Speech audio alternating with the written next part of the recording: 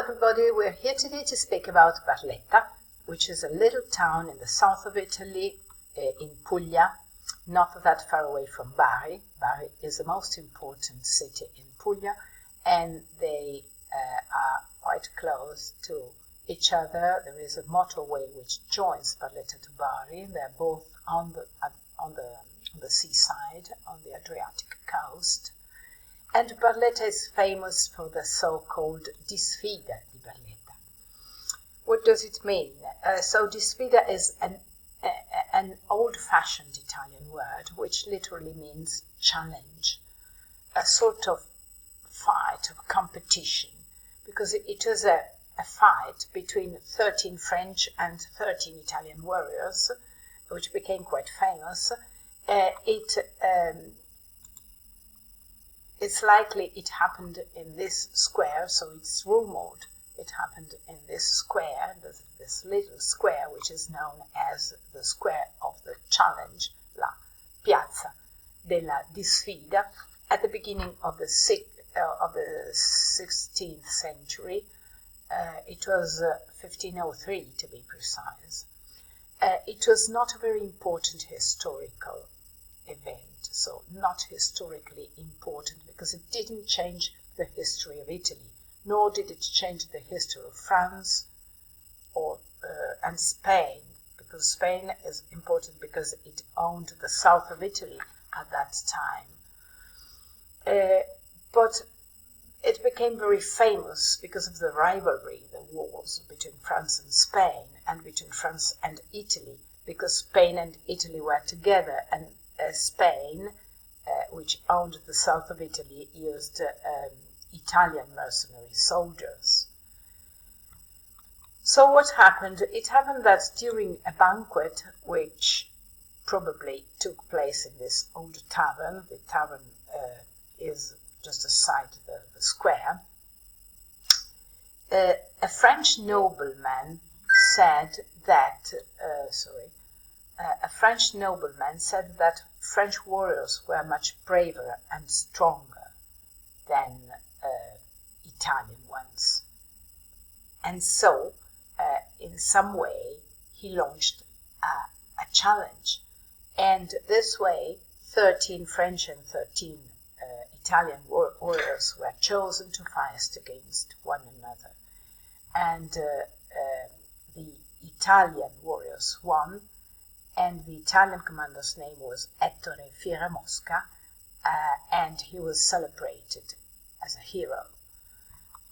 So the tavern, which is nowadays called La Taverna della Sfida, the Challenge Tavern, is a museum. It is visible to tourists, and in the museum you can see some original weapons, swords and helmets, as you can see in these pictures, armors, original armors, and the coat of arms of every single Italian fighter's family.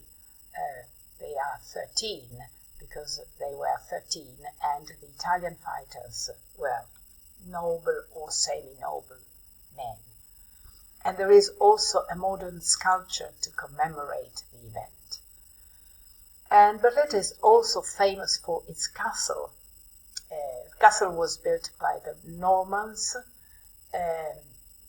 more or less during the 11th century, and then was owned by Frederick II of Swabia. It is a massive building, not very tall, but very large. It belongs to the local government now. It is surrounded by a park. Another important building of Barletta is its cathedral. Its name is Santa Maria Maggiore. It's dedicated to the Virgin. It is a Romanesque Gothic building with a very nice bell tower. As you can see, this is the bell tower, but taking pictures was not very easy because the street is very narrow. The cathedral belongs to the 13th century, but it was renovated over the centuries, as it happened to most Italian churches. The facade has a decorated marble portal. The decoration is not very complicated, but it is very, very smart, very elegant. And the inside, the inside has 3 aisles. There are some medieval capitals, all different from one another. This is a pillar, this is another capital. And the most relevant building in the church is the so-called ciborium, which belongs to the 12th century. Under the church there is a crypt, and in the crypt there are some very interesting monuments and very old monuments, gravestones belonging to bishops. There are mosaics, some mosaics belonging to previous buildings, and they show the oldest, the most ancient part of the church, and they generally belong to the 10th, 12th century. And tourists and visitors can walk along a glass path so they can see the medieval archaeological site. Another very important church in Barletta is the Basilica of the Holy Sepulchre, Basilica del Santo Sepolcro, which belongs to the 12th century. The entrance is narrow, but there is a big Gothic arch. The church is important because it was always visited by pilgrims who went to Jerusalem in the Middle Ages. It was one of the most important stops along the way to Jerusalem. It is in Gothic style. The inside is very old.